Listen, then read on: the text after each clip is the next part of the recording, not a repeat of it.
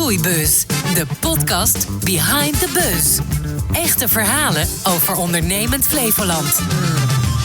Welkom bij de Vodcast voor de Flevolandse ondernemer die op zoek is naar oplossingen voor actuele ondernemersvraagstukken en graag inspeelt op groeikansen in de regio.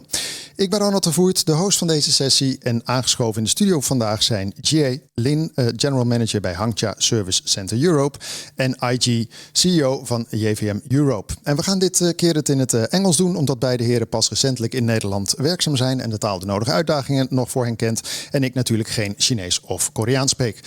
I did it in Dutch, but we're now going to English. Welcome, guys, in the studio. Thank you. Great. How are you doing? Very good. And I have to say, firstly, I feel so happy. This time you pronounced my Chinese name perfect. Okay, I will try it the whole recording. But you just came back from China yesterday evening, right? Yeah, yes. Okay, so a jet lag is coming up. Yeah, sure. All I right. will try to do my better. Okay. Do a better job. To start with you then, Jay, what have you noticed or stayed in your mind within the field of entrepreneurship in the past period? That's the first question we always ask to our guest. I would say just like before I come to this country, I know there will be a quite big difference compared with the Asia country and the European country. But you will see the first things I was always put it in my mind is the relationship with your employer in Netherlands. It's totally different because the culture of the company is different. In China, it's more like, your staff respect the boss and you have the rights to do that or that. But in here, it's more like friendly relationships. So you have to respect your staff respect you. Don't get me wrong, I don't mean you have to always, flatter with your boss. But in here, the atmosphere in the company makes me feel more comfortable every day. It's like you do works with your guys together. It's not like you lead your guys together. This is, I think it's quite interesting for me.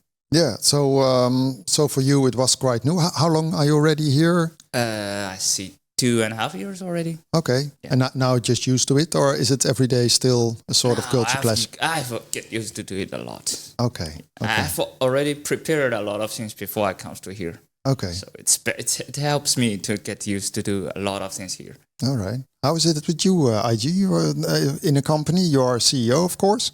Yes, I am. I am CEO of JVM Europe, and JVM Europe is the company specialized in the providing solutions for pharmaceutical automation for pharmacy, hospitals, and blister centers. Basically, we are providing the robotic machine, provides the automatic tablet dispensing as well as the pouch packaging. For pharmacists. Yeah, but if you look to the entrepreneurship thing in the Netherlands, if you look to the last, let's say, 3, 4, 5 months, is there something that popped up in your mind like, okay, that's something I recognized or that I want to bring up here as an entrepreneur? For my personal career, this is first time I'm acting as a CEO. Previously, I have 25 years of experience in working for a large conglomerate company like Samsung for 20 years and HP for 5 years. And out of blue, I got this chance. I'm coming over here to Netherlands and started working with a whole new bunch of people.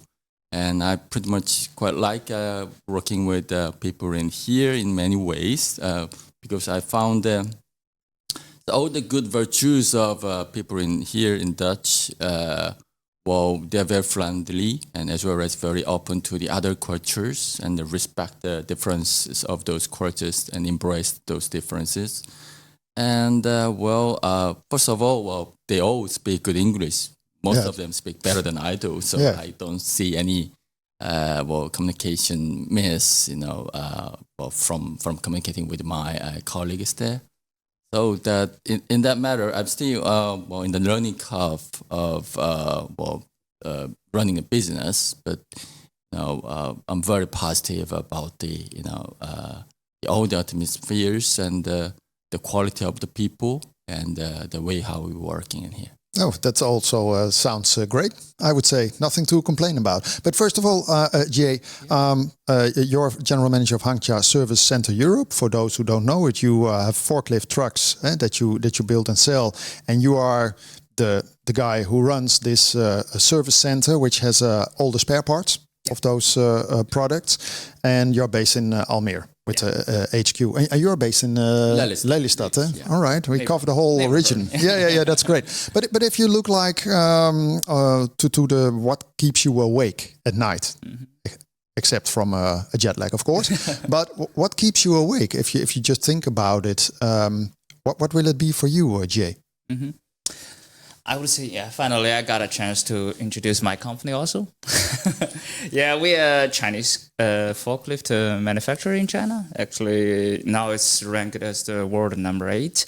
So in the past, I believe most of the European people have the impression about the Chinese product is cheap. The quality is just like that.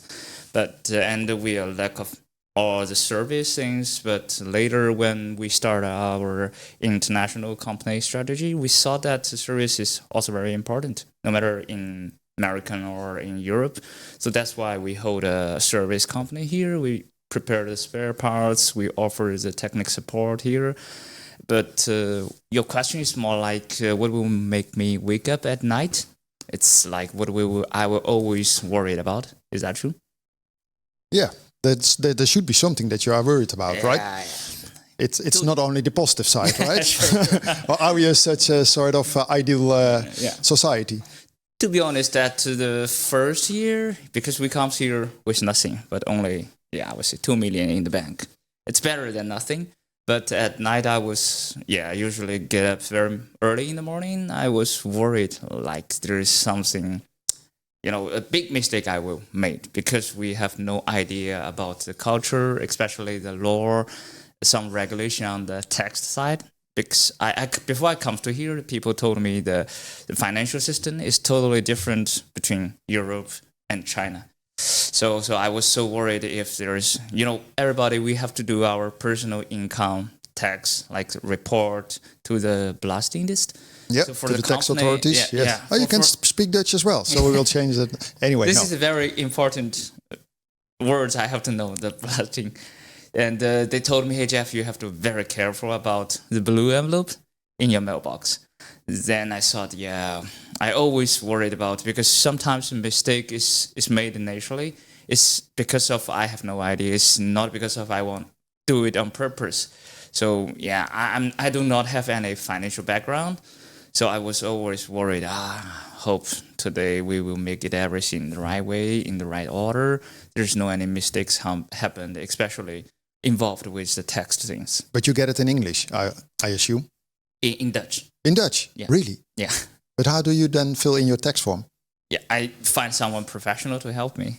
Oh. I would never do it by myself because I know mistake will happen. I thought that it would be in English. How is that with you? Do you get it in English or Korean?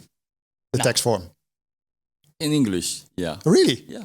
Well, you missed you missed one guy somewhere, but okay. So that keeps you awake. Like, okay, you have to do all the things right in the Netherlands before you get in the wrong room. Yeah, because I know if I get something wrong, the final punishment will be kind of horrible. Yeah, but it's like, okay, that sounds really like horrible now. But what keeps you awake, IG? Well, as I mentioned earlier, this is the first time I'm working as a CEO here. Yes, since when are you here? It has been 9 months now. All right. Yeah, that's short. Yeah, it's a very short period. So the big difference working as a manager of a large company and leading companies is quite different. So we have around 60 people, and I've been reported about all the changes of those 16 people in daily basis. Sometimes, for example, a couple of days ago, there was a horrible earthquake in Morocco, and we have Moroccan-based employees working in our company.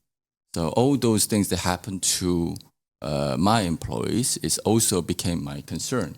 That's one of the biggest difference. And for all those things, sometimes people sick, and sometimes have an accident.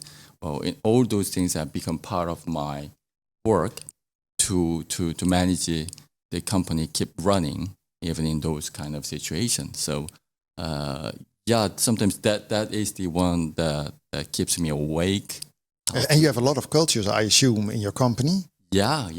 I'm the one of the minority in the company. We have Dutch people, and also our company is spread out to the office in France and in Germany as well. So we working remotely with them. Yeah, but if you look to the employees here in the Netherlands, it's like a mix of cultures, I would assume. Do you have Ukraine people? Not from Ukraine, but we have a lot of different variants. Ethnic background.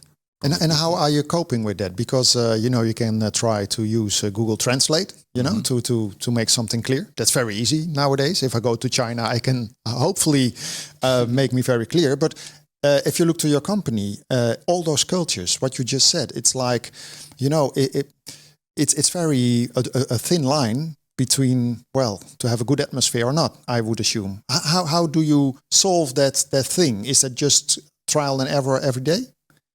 Well, first of all, our official corporate language is English, and everyone in my company speaks very well the English, so there's no problem for communication, first of all. But culturally? Yeah, culturally, we have also the people coming from Arabic background, so we prepare for the place for the pray for them.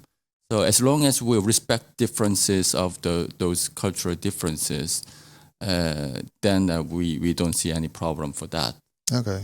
If you, we just talked about the tax authority, GA, but how do you cope with it? Are you going to also other entrepreneurs or people that you know to get tips and tricks, to do it as good as possible? Or do you say like one of your colleagues, help me out, and that's it? Yeah, later finally we find a professional company. It's like the third party to handle with all these tax things, no matter it's a company or the employer personal things. We just hand over all this business to this company. Then it makes me feel comfortable. We pay some cost, but it makes me comfortable. Yeah, in the Netherlands, also here in Almere and in Lelystad, you have it as well. There are network clubs. Mm-hmm. So are you sort of member of it, that you go to it and then listen to other entrepreneurs or get some advice, or is there also a sort of barrier like the language? Because it's all in Dutch, I think. Yeah, this is one of the problems. I heard about that. But is there a Chinese network club? Yeah, we have ACI. Sorry, I didn't remember it very well. It's a Chinese entrepreneur organization. Here in the area? Actually, it's the whole Netherlands. Oh, it's located in Den Haag. It's such a small country. You just take the whole Netherlands. It doesn't matter.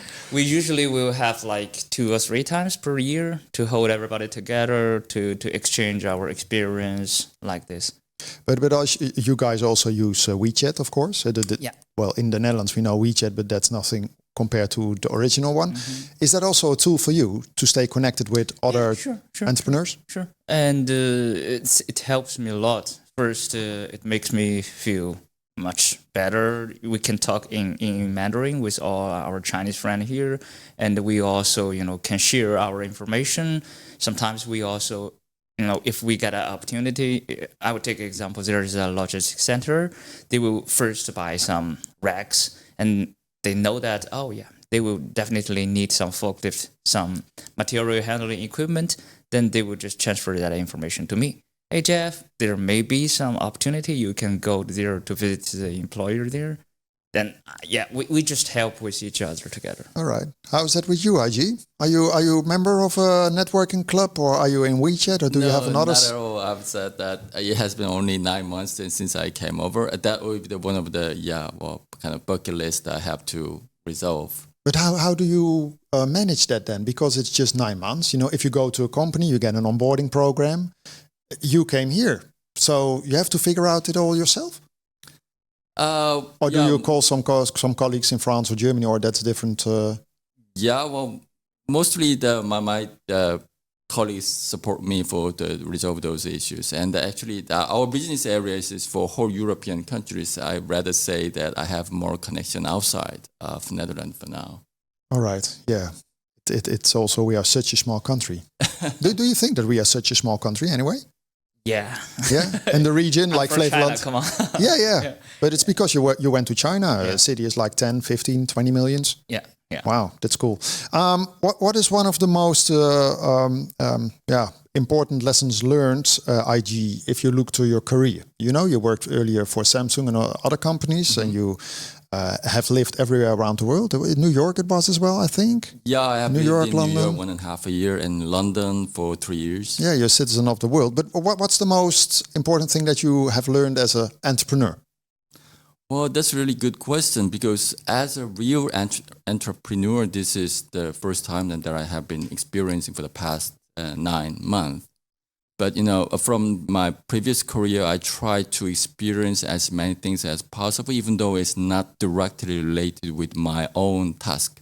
For example, I dedicated in mostly for sales and marketing, but you always have a chance to work with other different part of the company, like a service or R&D people. Then by working with those people, you learn how the whole company is working. That kind of experience helped me out to run the company as a whole. So there's no exception that when I work and running the company, so that I don't need to take care of. So in that sense, that was a really good experience to have those things, all gathered together and work with other parts of the company. If you look to your work, Jay, what's then the most important thing that you learned as an entrepreneur? Yeah, as an entrepreneur, I guess I used to, help my colleague in China to establish the HANGCHA American and HANGCHA Canada. So for me, I think it's very important in one word is localization, no matter your company and yourself, because it's very important. I see some Chinese company or maybe Asia company, because the culture is different. We have a overseas branch, then we just bring the old story, the Asia way comes to here, then I don't think it will make any success. It's like I talked with my friend, it's kind of joke. In American, you have to learn how to say, what's up? Here you have to Guten Morgen. In China, it's like 你吃了没 means you eat something. So it's totally different, but you have to respect the local culture and you have to make yourself involved with that atmosphere. Like first I talked with the relationship with your employer. You can never, bring your own experience in China comes to here.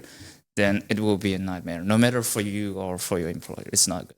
What's the biggest threat for your business or profession? You mean threaten? Sorry? What do I mean? Yeah, just what is the biggest threat? It's like you guys are in the spare parts, etc. What is the thing? Is that the Dutch people want to get a lot of free days or something like that? It's what threatens your business if you have to. In general, for my business, I guess we still need to spend some time to change the stereotypes for Western people about the Chinese product. It's like I believe now you can pay $1 or $10 to buy exactly the same product from China. But for sure, the quality is different. Then we used as it's like the high-level Chinese company, we intend to bring our brand into a higher level. But the customer, they were thought, you only deserve that price level, and I do not believe the Chinese product deserve that price. Then we have to convince them or change their mindset, trying to accept it, or first. You get something to try, then make a decision. Because it's a little bit fair for all the Chinese products. You have to make it much more expensive.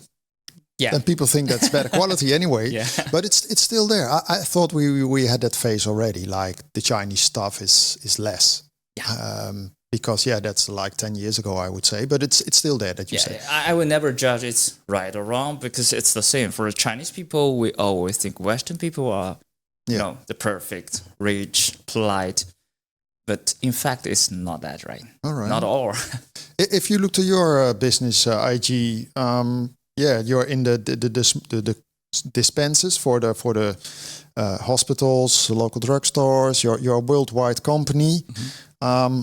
What's then, if you could say, a threat for your business? Well, rather call that as a limitation than threats. In whole European countries, the regulation for the pouch packaging is different from each company. So, for example, here in Netherlands or in Germany, by law the regulation is there to make a kind of the large scale pouch packaging for the medicines in favor of our patients. But in other European countries, those kind of regulation is not set up yet or in the process of setting up. So in those countries, the business is quite limited, especially for the large scale, like a factory like the pharmaceutical companies. And if you look to your company, because I can imagine that for you guys, it's not like, let's say, a forecast for a few years, but you look ahead already 10 years because you have big installations. Absolutely. But in the end, it's like that small dispensers that you have less material it needs. It's cheaper for the consumer because you can have your dispensers at the right size, right? That's the upside of it. Yes, and we are pretty much more focused on the high-end solutions by bringing a new the lineups in the market, and we are getting really good feedback from our customers. And what's a big opportunity for your company then? If you the biggest opportunity is the increase of the needs from the elderly people. So the population of the elderly people is getting bigger and bigger in the whole of the world, and especially in European countries. So, and a lot of government is starting to understand the benefit of this automated pouch packaging because, basically provides the right solution for the right patients by providing the right medication each time. All right. And what's it for you, the positive lookout? What will it be? We are going to drive the forklifts on the highway as well for you. No, but what's you can sell those things to a lot of businesses, but then it ends Because in our industry, for the forklift business, I would say all the bigger ranges for the material handling equipment. In the past 15 years, the IC trucks, internal combustion one, I mean just gasoline one, is take over more than I was at least 80%. Now it's the lithium battery trucks. It's start to take over the market. I see the reports a few days before. It's almost half. 0.5% is the lithium battery and 0.5% is the IC one. And now China has to be the biggest lithium battery supplier in the world, more than 63. And we have the CATL, the world number one battery manufacturer for the passenger car and for all the equipment. And the number two is also in China for the power supplier. So I believe, when I was a kid, I see an American movie, The Fifth Elemental. It's kind of like that. I was dreamed that there going to be one day everything, there's no noise, no the engine, on the street, because I was quite hate this kind of noise, to be honest. And now it seems like we get more close to that dream. And, nice. Like in the past 2 years, we didn't sell even single one IC tracks to Netherlands. It's all lithium battery one. All right. So I totally believe it's going to be the future. If you would be the boss of entrepreneurial Flevoland for one day, just so you're the boss of this region. Mm-hmm. Well, for your region, it's like the Netherlands, but let's keep it in this region.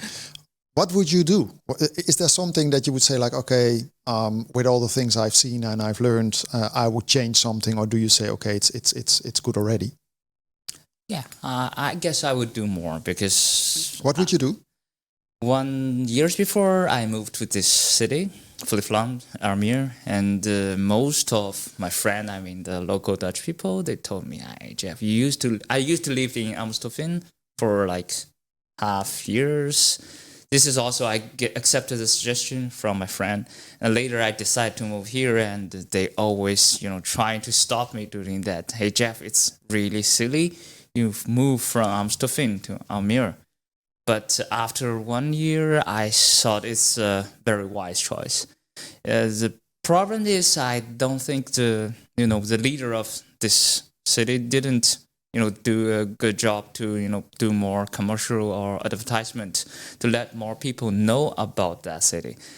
I mean, if I can do, I will try to make the city more attractive to the young people, to the new generation. Like to put more things on YouTube, because it's funny if you just search in Almere on YouTube, there's not so many things to talk about this city. Oh, yeah. All right, good point. For you, IG, what would you do? Well, for me, I don't have any complaints for living in Lelystad and running my business in the Lelystad office. But personally, what I have found from the whole in the Flevoland area, as you mentioned, it was basically sea past 50 years ago, right? Mm-hmm. And then that reminds me of when I visited some other cities like Laren or Amersfoort. There's always something romantic, historical areas, right? They got some story there. Yeah. So story of the culture. So I found that this area lacks of those things because it's newly built and planned. So in that matters, the best thing that we can differentiate from the existing, the old beautiful cities, we cannot get it in a day, right? So something, if we can differentiate that, would be one of the good support for the entrepreneurs to have more of companies coming in here and more population gathering, and or some different type of building by easing the regulation. That would make a lot of differentiation, because we cannot follow up with all the historical background that the other cities already have. I think within 100 years, then it's solved. But it takes time, as you said already. To conclude this recording, I always ask the guest some practical tips or entrepreneurial lessons learned that we didn't discuss. Is there something that you can just mention, like, okay, I would suggest this advice to an entrepreneur, or did you said everything already about it? Yeah, if I will have some suggestion to the new entrepreneur who want to come to here, in the future, whatever, when I have to say, before you come to here, you have to, no matter by which kind of way, to ask a friend, to Google it, and to search some video on the YouTube. You have to know more about this country or this city. And it will help a lot, because I also, go with the wrong direction at the first beginning. Then, I thought you have to prepare yourself before you come to here. Yeah, it's not like a round trip, like on holiday. You have to do something before you start. What is something that you would suggest here or advise? Well, in general, probably there's two different type of people who is very smart and talented and start their own business from younger years. But there are also the other people who really haven't dreamed of being an entrepreneur and work as a normal employee in a company. And I think I'm the only one of those people. I haven't really thought of that become a CEO of the company. But, looking back at the past 25 years, as long as you keep on working at your area and will have interest on many things that other than you are really major in, then I believe there's always chance coming into you. So, all right. That's nice words. Yeah. That's thank you very much, gentlemen, for this nice conversation and all the info. So thank you very much, J.A. Lin, General Manager at HANGCHA Service Center Europe, en IG, CEO of GVM Europe. Jij bedankt voor het kijken, dan wel het luisteren naar deze aflevering van Groeibuzz. Wil je eerdere afleveringen bekijken of beluisteren? Check even de site van Horizon Flevoland, dan wel de populaire streamingsplatformen. Graag tot de volgende keer.